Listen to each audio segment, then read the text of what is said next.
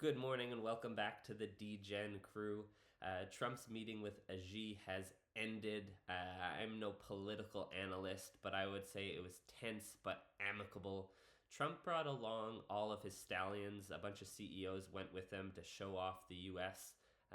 Apparently, this is meeting number one of four potential meetings in 2026.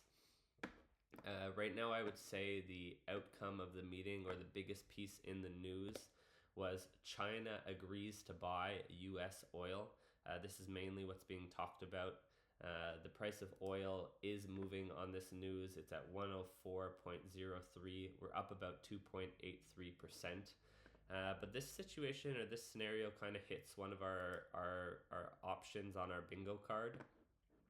In an earlier video, I was talking about why there's a war going on with Iran. So is it because the US doesn't want Iran to have nukes? Did it have to do with negotiations with China and using their war as leverage?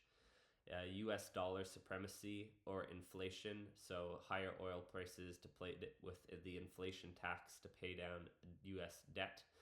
But this one kind of falls into scenario number 3. So if China actually does buy US oil, and by the way, this has been confirmed by the US, but it hasn't been confirmed by China. But if they actually do buy US oil, it forces them to use US dollars to buy said oil, and in which case you don't necessarily want to unload a bunch of treasuries and have your US dollar go down. You want to keep your US treasuries, and you support that by selling oil in US dollars. So that's where our scenario 3 comes in. So if I go into our prediction around oil prices, so I was predicting that oil wouldn't hit 110 in the month of May. I bought at 37 cents. Right now it's at 49 cents, and I'm up about 31%. So what kind of happened here was there was very little news about the Iran war during the week, and most of the risk to the upside I thought was priced in, and to me it was to the downside that wasn't priced in, or people were underestimating how this meeting would go. And because it was amicable, they kind of left. They didn't. It didn't seem like they talked much publicly about the war. If you didn't know that there was a war going on last week and you were teleported into this week, you also probably wouldn't know there was a war going on. There was very little headline coverage about the war.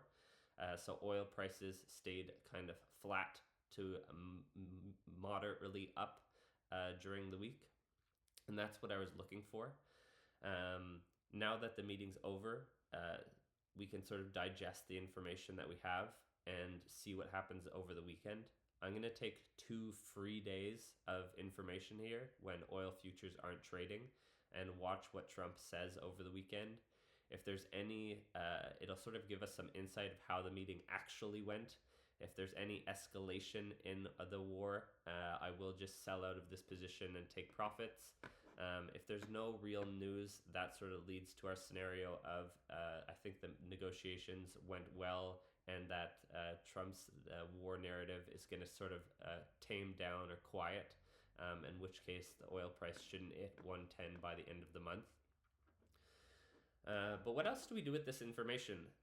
So I think a lot of this becomes headline information, and I think that's where, like, media headline information, and I think that's where people are trading, is people are trading media headlines. So if you can start predicting out possible scenarios, in this case, our 4 possible scenarios here. If you can start predicting out possible scenarios, it also means you can start making some assumptions of what those headlines might be. So if you're trading a headline as it comes out, to me it means you're late. But if you can start trading possible headlines before the headlines come out, it means you're early. So in this case, the prediction was that there would be minimal to no headlines during the week, and that is what happened. And oil stayed flat, causing the time decay on a prediction like this to for the bet or the prediction to go up as time decays. So as you get closer to the end of the month and it not hit 110, the price goes up as the time decays. So yeah, going forward, I think using that information to our advantage, trying to make sure we can predict out possible scenarios, and from that go, okay, these are the possible headlines, and buy predictions around that.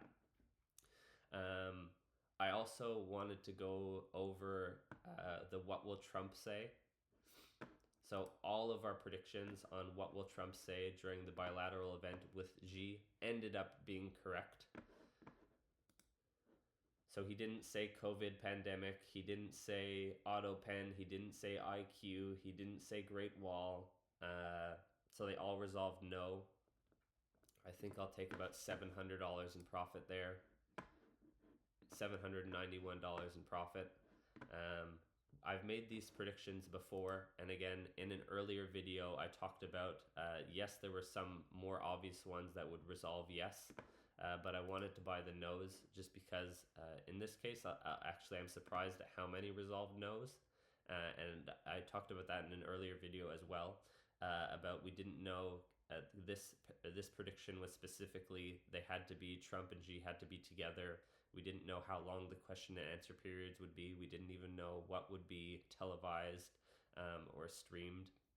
So I'm only going to be buying no's on this style of prediction in the future. I'll never buy the yeses, even if it's 100% obvious or 99% obvious. I won't be buying yeses. We're just sticking with no's. So that's where this type of prediction, what will someone say, that I'm going to put that in my notes, in our notes for predictions going forward. Only buy the no's. I hope that was helpful for you guys, and that's all I got for you. Have a great day.